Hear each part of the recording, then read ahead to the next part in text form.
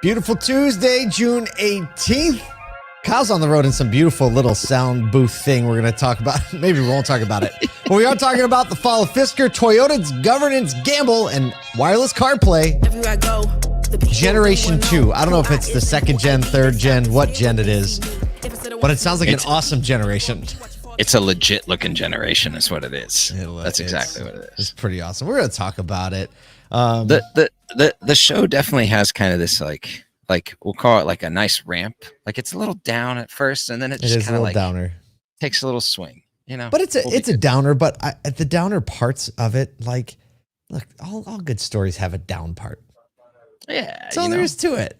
All good stories have a down part. Al, who's our director of events and talent, always says tension and release. Great stories have tension and release. Yeah. So we're talking about some of the tension in the story today. Yeah, that's good. That's good. It's good. It's good. We have a webinar. This is not tension at all. June 26th. This is a lot of fun, actually. Our 20 to 30 minute ASOTU Edge quick shot webinars talking about reawakening your dealership with our friends at Activator. We have Bobby Goudreau, Mike Whitlow, and Jake Blair. I just saw them for the first time. I didn't know who was going to be in the show, but I just saw the headshots. You can see them on the screen. We're going to be talking about strategies to rebuild trust, adapt to new customer behaviors, and enhancing customer loyalty. Very important points at this day and age as everyone's really leaning into building efficient processes, being efficient with their marketing, their messaging, their scheduling, all the things. So that is on June 26th at 2 p.m. Eastern. You can go be with us for free. Kyle and I will be there. They're so much fun. Just go to ASOTU, ASOTU.com, and it's right there. You can click on it, sign up, join, be with us. We always have an awesome time. Yeah, it's interesting. Like the new customer behaviors part of that is so true right now. Everybody that I talk to is like, people are engaging different online. They're engaging different in the showroom. They're asking for discounts. They're not asking, is this car available? They're asking way different questions. And so how do we do that in this new kind of matrix of? Yeah, that's funny. The is car available thing was like the most important question to ask 2 years ago. It was like the only question, like, let's not waste our time. Is the car there? But we're shifting back to like, I expect that the car is there if it's on your website. Exactly. All right. Interesting points. Interesting points. All right, let's get into the news today. A little bit of a tension in this story, part of the story. EV startup Fisker has officially filed now for Chapter 11 bankruptcy, citing quality problems with the Ocean crossover and an unsuccessful partnership attempt. This marks Henrik Fisker's second car company to declare bankruptcy. So basically, they had a $463 million net loss in Q4. Hard to manage that for a long period of time. The Ocean crossover has struggled with distribution, software that was, had some incomplete portions of it, multiple safety investigations, including important ones like braking, door-latch issues. Obviously, the Marquez Brown Lee review didn't help. It just brought these things to the surface in a broad way. So also, they were negotiating some kind of partnership with Nissan, which failed, adding to more strain. I think that seemed like it could have been a good partnership there. Henrik Fisker announced proceeding with a sale of our assets under Chapter 11 is the most viable path forward. The company reported assets between $500 million and $1 billion. So they have some assets and liabilities from $100 million to $500 million. So it looks like people can walk away with some money. How does this work? It could be a wash, or it could be really great. It's not really sure at this point. How does that? I guess they just want to stop the. I don't. I mean, you got intellectual property assets. You got like actual raw like buildings and assets, right? That are out there. The couple things here for me. One is Marquez Brownlee can now put a company in bankruptcy on his YouTube profile. He would never do that. Poor guy. He wouldn't do it. I'm messing. Actually, he's not a poor guy. No one feels bad for him. No one feels he's fantastically fair and articulate. Yeah, that's true. The other piece of this is like, we've seen this coming. We know that this is not the last domino to fall in the EV race. There will be more like this. My hope is that there's really good lessons learned from this, both from a business, but also from just a raw technology perspective. And hey, who knows? Maybe someone picks up all of the assets from this and helps it turn a corner. Like Chapter 11 gives it the opportunity to kind of live on in a way, breathe for a minute. Yeah, yep. Absolutely does. Exactly. And I think these assets will not go, like, obviously there's some really great and beautiful design elements to the vehicle, some innovative ideas which are cool.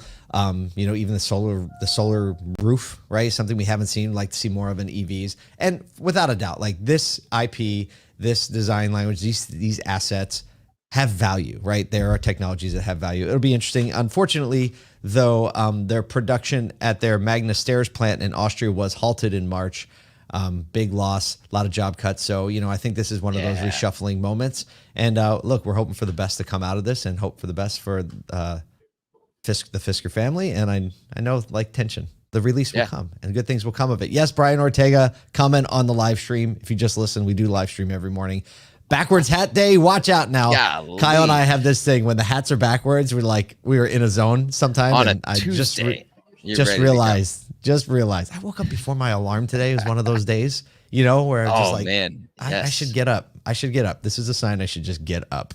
I know those days. It's great. I know. Speaking of, I can't think of a segue. Yeah, there was a good segue before we talked about the backwards hats. Way before. That's all right. We'll get. I don't think this person would ever wear a backwards hat. Just saying. Never. Toyota chairman Akio Toyoda and 9 other board members were reelected at the annual general meeting, with shareholders overlooking governance and certification test scandals. Mr. Toyoda's popularity and strong business performance obviously playing a role in his reelection. So there are some proxy advisors, some big investors that recommended against his reelection due to the governance issues. Despite a drop in his approval rating from 96% in 2022 to 85% last year, shareholders reelected him. I mean, I think everyone would basically kill for an 85% approval rating. Approval rating? Are you kidding me? Golly. Oh my goodness. And so, like, governance is kind of at the center of this. There were some things, some scandal that still hasn't been fully fleshed out. Their shares have fallen 10% since these certification irregularities were revealed, but are still up 18% for the year. So who's excited to be up 18% this year? I would be. The CEO, Koji Sato, reiterated apologies for the certification problems, but didn't address the proxy advisor's recommendation. So he's like, I'm not even going to acknowledge that. 85% approval rating. Mr. Toyota is a legend. He moves forward with a lot of the other board members. Yeah, I mean, as expected, this is Toyota's kind of like can do no wrong right now in the eyes of so many shareholders, up 18% on the year. You see them kind of like winning this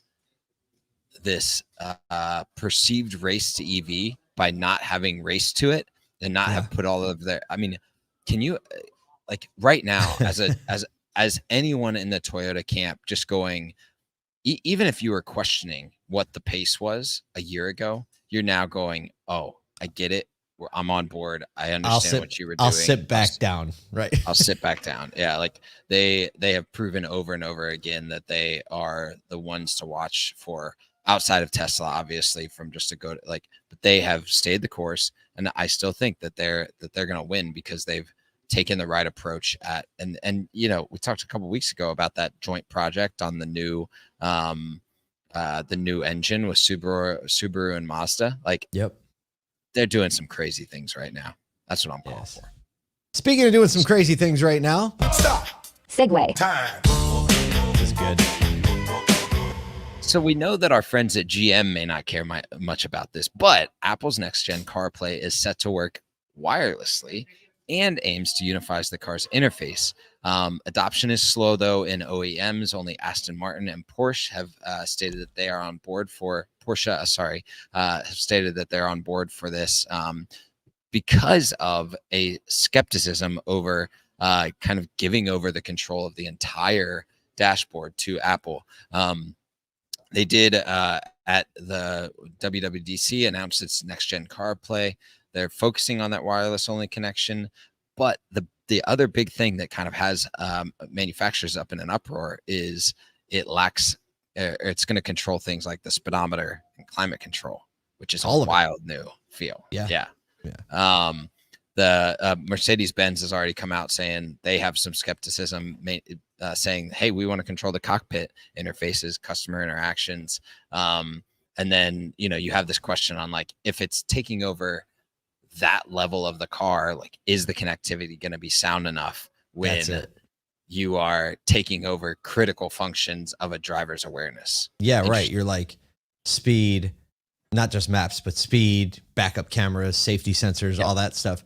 Some of the interesting nuances to this and some of the ideas on how this would work. So basically they want to make it so that when you walk up to the car, when you turn the car on, it connects first. So your whole like experience, which I understand the complexity between like someone who designed a car to be away, like wanting to give that optionality over. But Apple has designed a toolkit that lets the OEM like still design it, right? Like this is how, when it's CarPlay, this is how we want it displayed. This is how we want it to look. So it's not all control, right? But it is basically saying this is the sandbox you have to play in.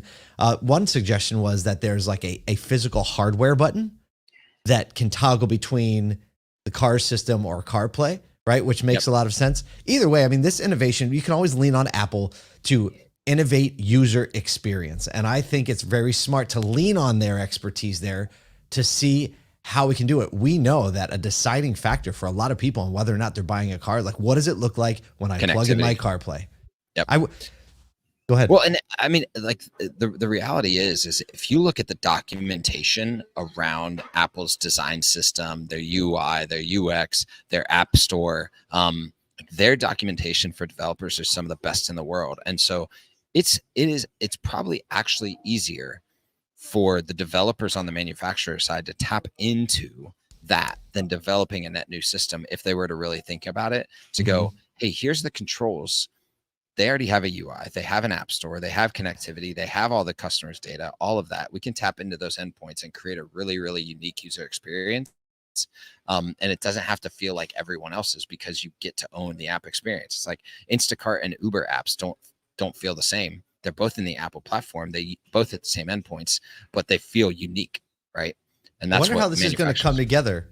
Right, like Apple just announced all their AI integrations coming with Siri and all that. Like imagine like you're in the car and you're able to just be like, set cruise control to 65 miles an hour, right? Like, and interactions like that would be so much better. Like turn this on, turn that off, adjust temperature to this. Because historically those are pretty crappy inside of cars usually, right? They take too long and all that. They are getting better. I rented a Polestar 2 a couple weeks ago when I was in Orlando, and I was like, all right, let's see how CarPlay connects with this baby, right? I was all excited to do it. And then, you know what happened? I turned the car on and Google Maps was the default map thing on the nice touchscreen there. And it worked just like the app. Like you could type it in, it worked fast. It had all the points. It was exactly the same. So I never connected CarPlay. I was like, oh, what do I need that for? And then when it was music, I did end up connecting it for music, but it was like two separate things. I don't know. It worked out pretty good. I don't know. We hope things work out pretty good for you today. Look, there's tension and release. There's hard parts of the story. There's victorious parts of the story. You're in the middle of one of them right now. It's good to be here with you. Hope you go out there and crush it. We'll see you here tomorrow.